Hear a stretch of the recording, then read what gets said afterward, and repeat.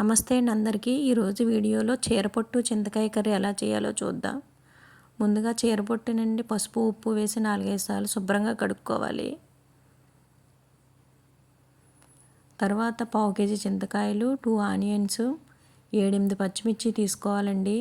చింతకాయ పైనుండే పొట్టు తీసేసి అందులో లోపల గింజ తీసేసి వేసుకోవాలండి. అది కరెక్ట్ ప్రాసెస్. కానీ నేను అలా చేయట్లేదు. నా దగ్గరుండే చింతకాయలు అలా లేవండి. అందుకని చింతకాయల్లో నీళ్ళు వేసేసండి పొయ్యి మీద ఉడకబెట్టి గుజ్జు తీసుకోవాలి. తర్వాత 2 ఆనియన్స్ని కట్ చేసి తీసుకోవాలండి. 7-8 పచ్చిమిర్చి వేయాలి.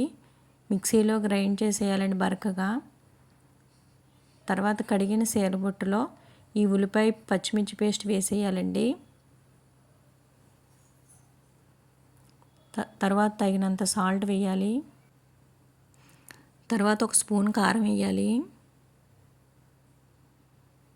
తర్వాత కొద్దిగా ఆయిల్ వేయాలి.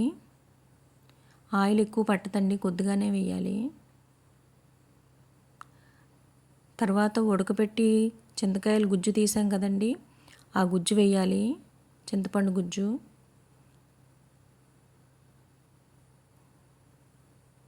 తర్వాత ఇవి మిక్స్ చేసేసుకోవాలండి. యాక్చువల్గా చింతకాయ పొట్టు తీసేసే వేసుకోవాలండి. తర్వాత కొద్దిగా పసుపు వేసుకొని కలిపేసుకోవాలండి శుభ్రంగా.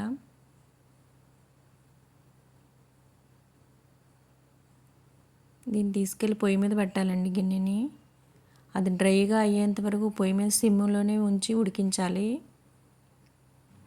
సిమ్లో ఉడికితేనే బాగుంటుందండి కర్రీ.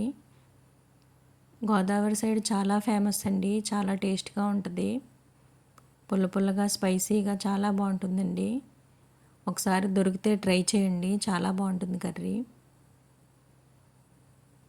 యమ్మీ యమ్మీ చీరపొట్టు చింతకాయ కర్రీ రెడీ అయిపోయిందండి. Thank you for watching this video అండి.